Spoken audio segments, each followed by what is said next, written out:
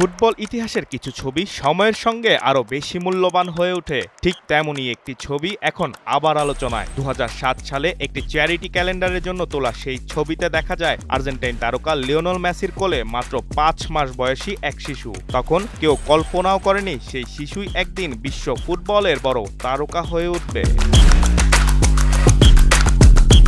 মেসির কোলে থাকা সেই শিশুটি বর্তমানে স্প্যানিশ তারকা লামিন ইয়ামাল। ১৯ বছর পর ২০২৬ বিশ্বকাপের ফাইনালে মেসির বিপক্ষেই মাঠে নামতে যাচ্ছেন তিনি। সামাজিক যোগাযোগ মাধ্যমে ছবিটি আবারও ভাইরাল হয়েছে।